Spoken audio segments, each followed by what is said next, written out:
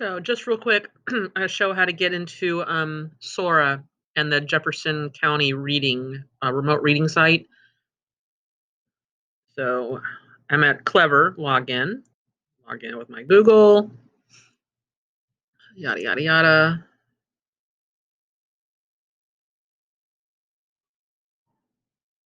From here, they should be able to access the public library as well. So I'm gonna go down here until I find the Sora app, the little spaceship, I guess it is. Now, I've already logged in, so I am not going to have to find my school. If you have not done this already, it's going to come up with the link where you have to find your school. So you're going to type in Jefferson County Remote Reading and see if you can find that. And if so, you add it. Once you have gotten this, you're also going to want to link the public library as well. And to do that, you go up to these three little bars, click on them. See, I've already added it, but to add a library, just click this little green plus, and I can type in Louisville. There it is, free public library over here. I've already done it, so I'm not going to do it again. But if you have not already done it, you click right here. This is my library, and it'll add it to your list of libraries. After you've added the Louisville Free Public Library, you're going to want to add it so that it searches both this and the public library at the same time. I mean, you can toggle back and forth, but it would be easier if you just go ahead and search both places at the same time. So really, the first time you do a search for a book, this little box pops up underneath here. So just make sure this box is checked. That way it'll search both places at the same time, and you won't have to go back and forth. So now when I go into this app, the Jefferson Remote Reading, this is what I can read for free. And it's my understanding that they are not going to they're not going to change the books again. They've already changed them for the fall. So what you see is what you get.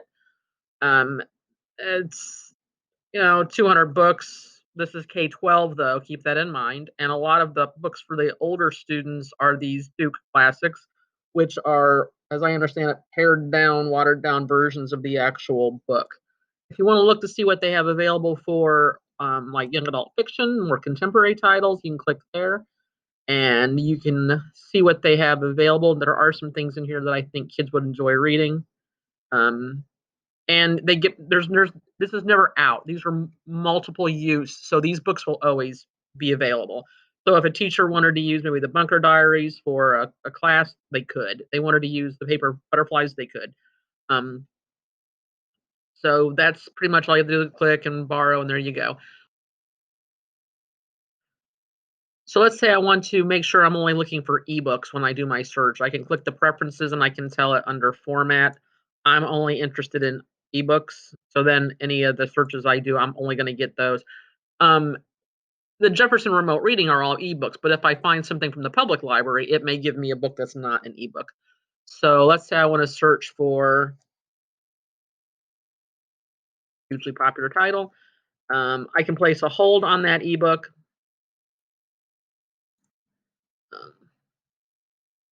So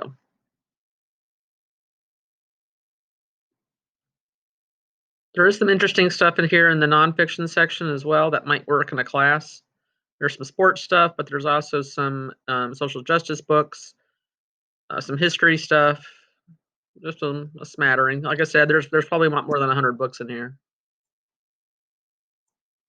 That'll get you around in here. And of course, young adult literature. What are they calling that? Oh, okay. There's more stuff in here.